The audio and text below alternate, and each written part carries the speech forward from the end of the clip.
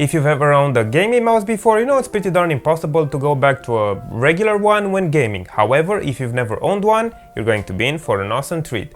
Earlier this year, Logitech has refreshed their already awesome G502 Proteus core by slapping customizable RGB LEDs at the DPI indicator and under the G spot. Letter. Thus, the G502 Proteus Spectrum was born, and in case you were wondering if you should get it or not, then don't go anywhere. Hey, what is going on guys, Mr. Hollow here, and this might be the mouse you're looking for. The design of the mouse hasn't changed at all from the core, and it still looks very high-tech while maintaining the look of a mouse should you decide to use this bad boy in a business environment.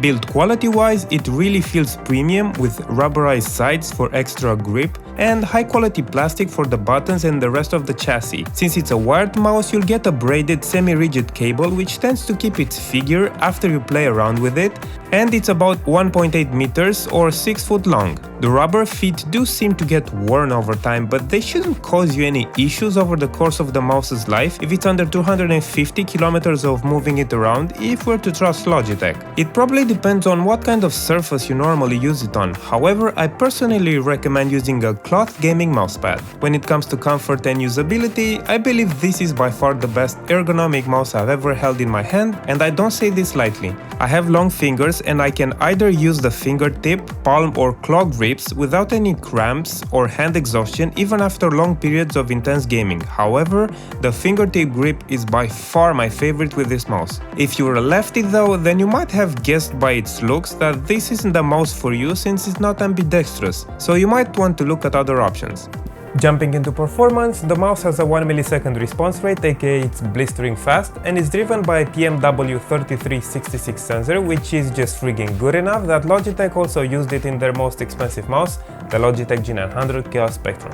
The DPI is configurable and it ranges from 200 up to 12,000, while the main buttons support about 20 million clicks, so if you're not conducting an action per minute race with Asian pro gamers, then it should last you a lifetime. A nice addition to the mouse is the option to add weights in 3.6 gram increments through the use of these small metal bars for a total of 18 grams, while the back panel removes easily as it is kept in place with a small magnet. 11 buttons are more than enough to satisfy any multitasking or gaming need, and the wheel gives you 3 buttons for left, right and middle click, and 2 choices for scrolling which can be changed at the press of a button. The normal stepping way and the free spin mode, which you'll find useful in long Excel files or while browsing. The buttons feel clicky and very responsive, especially for the left, right and scroll wheel, while the forward and back buttons on its sides, which can be used while browsing or gaming, are mellow enough to be pressed with your thumb.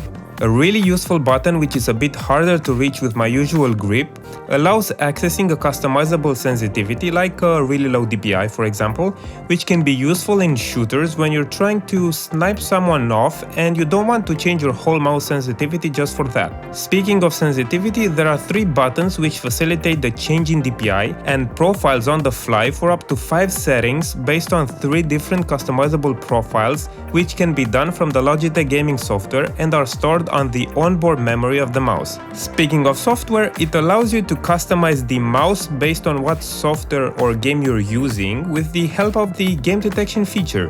Configure the action of each and every button on the mouse minus the scroll wheel mode one, as well as upgrade its firmware. The colors of the RGB LEDs can be customized from a spectrum of 16 million colors, while for lighting effects you can go for either breathing, color cycle or off, which can be customized even further by adjusting the brightness or rate at which they change.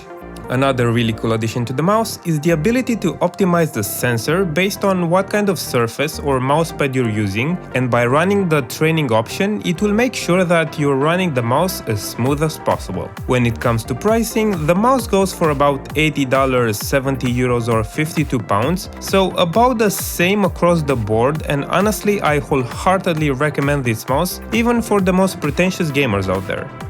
And with the review out of the way, if you enjoyed this video, drop a thumbs up and share it, or if you didn't, there's a button for that as well. But if you loved it, subscribe to the channel for more quality content. And until I catch you in the next one, see ya!